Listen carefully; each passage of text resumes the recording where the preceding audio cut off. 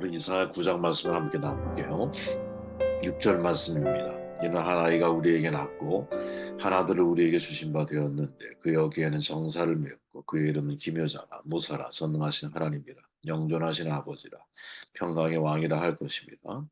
그 정사와 평강의 더함이 무궁하며 또 다윗의 왕자와 그의 나라에 군림하여 그 나라를 굳게 세우고 지금 이후로부터 영원히 정의와 공의로 그것을 보존하실 것이라. 만군의 여호와 열심히 이를 이루시리라. 아멘. 여호와의 열심을 보라라는 제목으로 한 6번에 걸쳐서 말씀을 함께 나누도록 하겠습니다. 이사야 8장과 9장을 연결하는 사실은 이제 단어 중에 우리가 지금 9장 말씀을 읽었지만 한글 성경에는 빠져있는 하나의 단어가 있어요. 영어나 외부에 보면 nevertheless라는 단어가 뺑 생략되어 있죠. 한글 번역에는. 그럼에도 불구하고 이런 뜻입니다.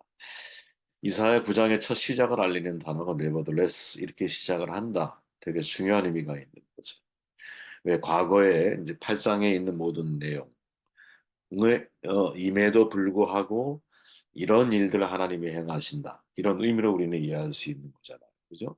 8장 마지막 부분을 보면 이런 내용이 나옵니다. 마땅히 율법과 증거의 말씀을 따를지니 그들이 말하는 바가 이 말씀에 맞지 않으면 그들이 정녕 아침빛을 보지 못하고 이 땅으로 헤매며 곤고하며 굶주릴 것이라. 그가 굶주릴 때에 격분하여 자기의 왕과 자기의 하나님을 저주할 것이며 위를 쳐다보거나 땅을 꾸고 보아도 환난과 흑암과 고통의 흑암뿐이리니 그들이 심한 흑암 가운데로 쫓겨 들어가리라. 지금이 정황이 굉장히 안 좋죠. 그죠? 남북으로 분열된 갈등적 상황이고 북이스라엘의 침략의 위협을 받고 있는 정황이고 아하스 왕은 친아스로 정책을 펴고 종교적으로 혼합되어 있었고 어제 나눴던 말씀처럼 하나님을 믿는 신앙과 우상 숭배 또는 무속 신앙이 이 짬뽕되어져 있는 또 정책적으로 대단히 혼란스러운 그래서 민생이 파탄에 빠지고 있던 때 사회정의가 실현되고 있지 않은 때 이제 이때 유다 백성들이 품을 수 있는 게 뭐냐 그래도 믿을 만한 리더십에 희망을 걸 수 있는가 여기에 대해서 선지자 이사야의 예언에 귀를 기울일 수밖에 없는 것이죠. 이러한 때 이사야 선지자가 이미 앞선 7장 14절에서 약속한 말씀의 연장선상에서 메시아의 도래를 지금 이야기하고 있는 거죠. 그럼에도 불구하고 다시 말하면 불안한 국내외 정세 속에서 종교적인 혼합주의로 인해서 우상숭배, 사회정의가 사라져가고 있는 시대의 아픔 속에서 방황하고 있는 이 백성들. 그럼에도 불구하고 이들을 향해서 메시아에 대한 구원을 선포하고 있는 이사야. 이 자체가 우리에게 되게 중요한 메시지라는 거죠. 그래서 우리가 읽은 한 아이가 태어난다 이렇게 말하면서 그의 어깨에는 정사를 메고 그의 이름은 기묘자, 모사, 전능하신 하나님, 영존하신 아버지, 평강의 왕. 6가지 메시지를 이 메시아에 대한 특징을 지어주고 있죠. 그리고 그 특징이 바로 뭐로 규결이 되냐면 만군의 여호와의 열심히 이를 이루시리라. 아멘. 하나님의 열심히 그것이 뭐냐? 이런 질문을 우리는 던져야 되고 만약에 이 질문을 던졌을 때 이사야가 전하고 있는 말씀 속에서 찾을 수 있는 내용은 그가 정사를 메었고 기묘자여 무사여 전능하신 하나님 영존하시는 아버지 평강의 왕 이 6가지가 바로 여호와의 열심의 내용을 담고 있는 중요한 메시지다. 우리 이렇게 이해할 수 있는 것이죠. 그래서 이 6가지를 6번에 걸쳐서 함께 조금 더 깊이 그 말씀을 나누는 저희들이 되었으면 좋겠어요. 정사라는 말은 한마디로 정돈해 보면 메시아가 세상을 바르게 통치하신다는 뜻이거든요. 더 쉽게 말하면 하나님이 다스리실 때 세상은 바르게 세워진다. 최근에 미국 연합감리교회 선교구 소속 짐 걸리라고 하는 목사님께서 2010년 IT 지진 때 그 현장에 있었어요. 호텔에 있었는데 호텔이 붕괴가 된 거야. 함께 있던 2명의 선교사님. 도합 3명, 3명, 6명이 이제 갇힌 거죠. 무려 55시간 동안. 그중에 2명은 심한 부상을 당했어. 같이 갔던 동료였어요, 2분이. 근데 55시간 이후에 모두가 구출이 됐거든요. 훗날 걸리 목사가 그때를 회상하면서 간증하는 내용이 있었어요. 절망의 롤러코스터를 타는 것 같은 기분이었다. 이런 고백을 해요. 하지만 그 건물 폐허 안에서도 서로 이제 두 분의 선교사님과 함께 대화를 나누면서 여전히 하나님께서 이 세상을 다스리고 계시고 우리가 어떤 일을 닥친다 하더라도 우리의 미래는 안전하다라는 믿음을 포기하지 않았다라고 말을 해요. 그게 고백이에요, 직접적인 고백. 그리고 이제 그 간증을 하면서 이런 상황 속에서 Why me? 왜 나여야 합니까? 라고 묻기보다는 What do you do? 제가 무엇을 해야 합니까? 이런 질문을 던져야 한다고 말. 이 말을 들으면 정말 잔잔한 감동이 오거든요. 여러분, 이 믿음을 어떻게 보십니까? 5층짜리 건물의 폐어더미 아래서 55시간 동안 꼬박 이틀을 넘게 갇혀 꼼짝할 수 없는 구조의 손길을 기다려야 했던 이분들. 지진이 나고 호텔이 무너지고 우리가 건물더미에 깔렸어도 하나님의 여전히 이 세상을 다스리시며 우리를 사랑하신다라고 고백을 하죠. 그렇게 믿고 기도했더니 기적적으로 구출되었다. 이런 이야기가 아니에요, 사실은. 왜냐하면 구출된 이후에 두 분의 선교사님이 죽었거든요. 큰 부상을 당했다 그랬잖아요. 따지고 보면 여러분, 이런 현장 속에 우리가 만약에 들어가게 되었을 때, 이제 다음에 세 가지 추론이 가장 그럴듯하게 느낄 수 있는 기분이. 첫째, 하나님이 계시지 않고. 둘째, 하나님이 계신 바에도 인간의 불행을 막을 능력이 없거나. 셋째, 그럴 능력은 있으나 그럴 마음이 없다. 이 셋 중 하나가 진실인 것처럼 느껴지는 때가 바로 이런 상황이거든요. 여러분, 우리가, 여러분들 모두가 실제로 그 상황 속에 들어가 보면 나의 믿음이 흔적도 없이 사라지는 경우가 얼마나 많아요. 사실 믿음으로 싸워야 할 지점에서 우리는 믿음이 붕괴되는 걸 경험하거든요.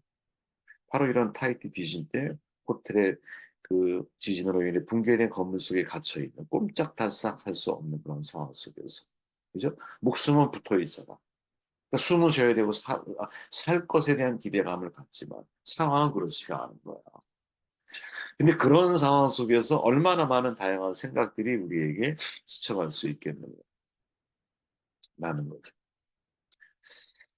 저는 여러분 이런 상황 속에서도 하나님이 다스리신다라는 사실을 믿는 것.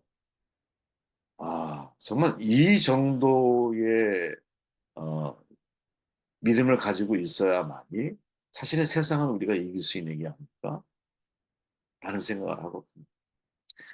그저 우리가 말씀을 나눴지만 이사가 끊임없이 말하는 게 있죠. 믿음에 굳게 서라. 흔들리지 말고.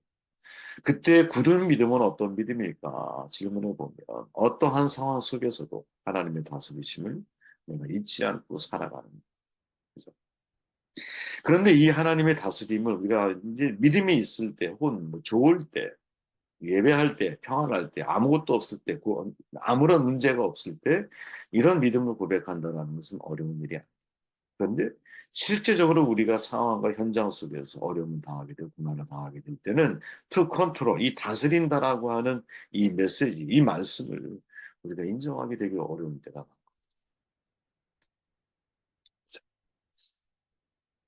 우리 이 하나님의 다스리심을 의심하게 만드는 잘못된 사고방식이 우리 가운데 있거든요. 그죠?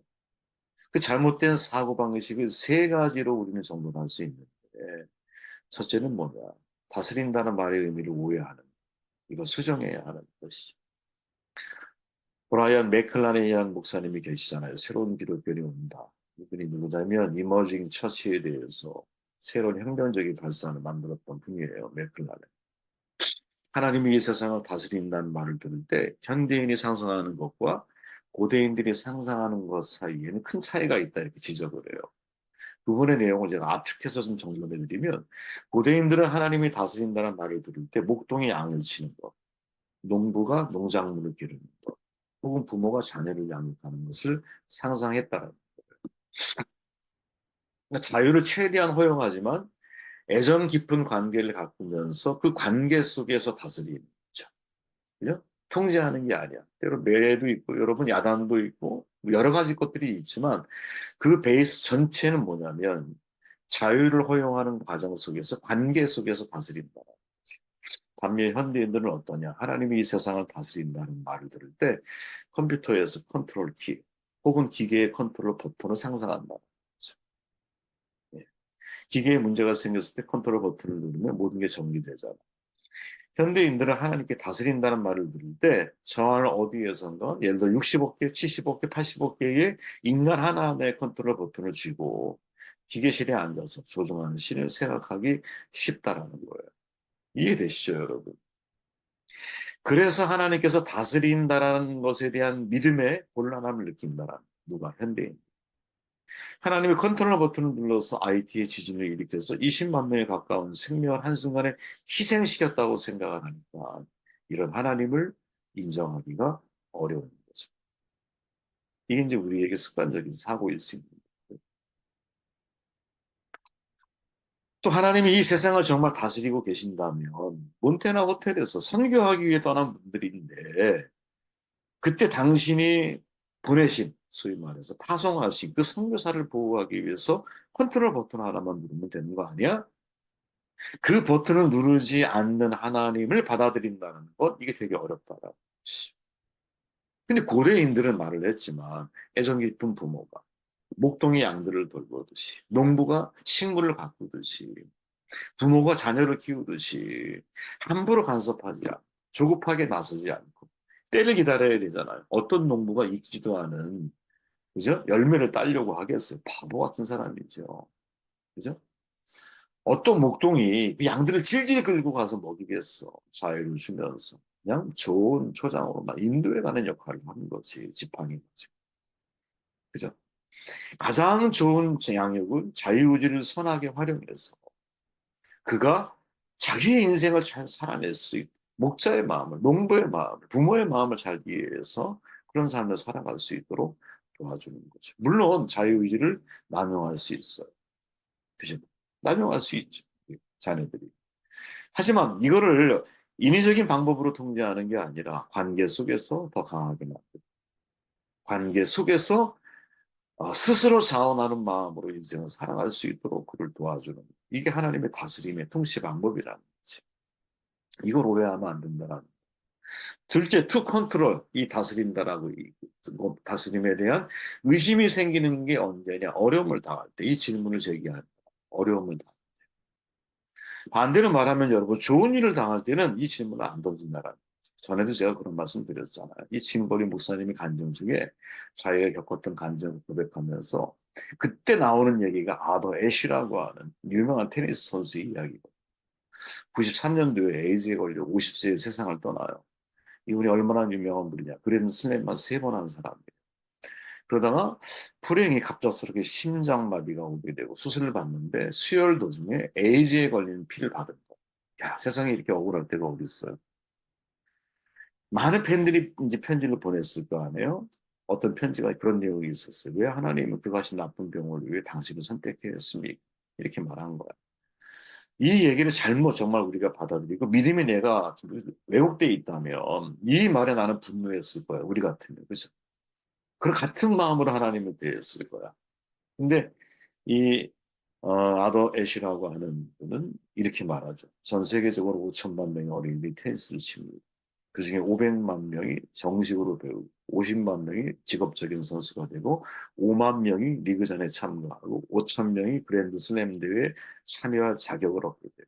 50명만 윈블던에 참여할 자격을 얻습니다.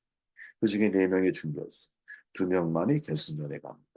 제가 윈블던 우승컵을 들었을 때 저는 왜 접니까? 라고 묻지 않았습니다. 이렇게 말했다.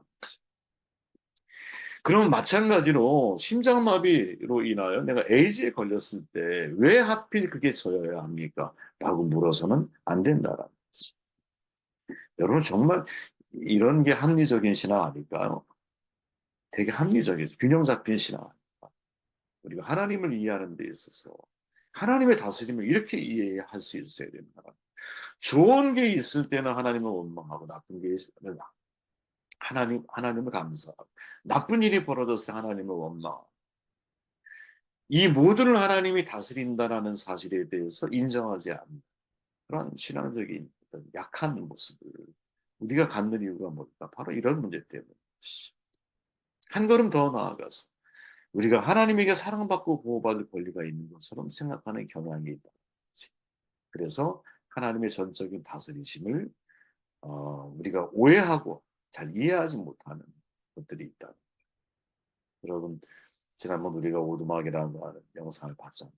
소설로 보면 선악과에 대해 이야기하는 장면에서 맥이 사유에게 묻잖아요. 죽음, 미시 보호받을 권리가 없었습니까? 215쪽에서 이렇게 이야기를 하죠. 사라유가 대답은 안 해요. 그리고 냉담하게 들릴 정도로 이렇게 말해요. 없었어요. 아이는 사랑받기 때문에 보호받는 것이 처음부터 보호받을 권리가 있는 건 아니에요. 이 말을 우리가 잘 이해해야 한다고 봐요. 사랑받기 때문에 보호받는 거지. 처음부터 보호받을 권리가 있기 때문은 아니라는. 근데 이 말을 들은 맥이 충격을 받잖아. 작가가 이렇게 묘사하잖아. 그 다음에 사라유의 대답에 그는 일손을 멈췄다. 명확히 알 수는 없었지만 그녀가 방금 한 말은 온 세상을 뒤집어 엎는 것 같다. 그는 흔들리지 않고 버티기 위해서 힘써야 해. 사실 여러분 이 말을 들으면 처음부터 보호받을 권리가 있는 게 아니라는 사실. 사랑받고 있기 때문에 보호를 받고 있는 것이지. 우리가 처음부터 보호받을 권리가 있기 때문에 하나님이 우리를 나를 지켜줘야 된다. 라고 말해서는 안 된다. 그죠? 하나님이 우리를 사랑하시기에 우리를 보호해 주시는 것이지 우리가 보호받을 권리나 자격이 있어서 그 이유 때문에 하나님이 우리를 사랑하시고 돌보시는 게 아니라는 거예요. 자, 우리가 출발을 뭐라고 말했죠? 그럼에도 불구하고 네버드레스라고 하는 단어가 생략되어 있다. 근데 그 단어를 기점으로 해서 앞뒤 내용을 살펴보면 이 내용과 일치하죠. 그죠? 아하스 왕과 그 이스라엘 백성들은 어떻게 보면 하나님의 사랑, 하나님의 돌보심, 또 하나님이 그들에게 메시아에 대한 구원에 대한 어떤 메시지를 전달해야 할 이유가 없어. 그럼에도 불구하고 하나님은 그 일을 행하고 계시죠. 이게 하나님이 우리를 향한 중요한 메시지가 아니겠느냐. 그죠? 저는 네버드레스라고 하는 NIV 성경에 보면 그 단어가 제일 먼저 나왔다. 그럼에도 불구하고 라고 하는 이 한 구절이 메시아에 대한 예언과 직결되어져 있는 게 아니겠는가라는 생각을 하게 되었어. 그리고 이전에 보여주고 있는 남유다의 상황을 놓고 보았을 때는 그럼에도 불구하고 사랑해야 할 이유가 없어. 그런데 그럼에도 불구하고 하나님이 통치하시고 다스리시고 돌봐주시고 사랑하신다라고 하는 바로 이것이 우리가 주목해야 할 하나님의 마음이 아니겠는가 하는 생각을 하게 되었습니다.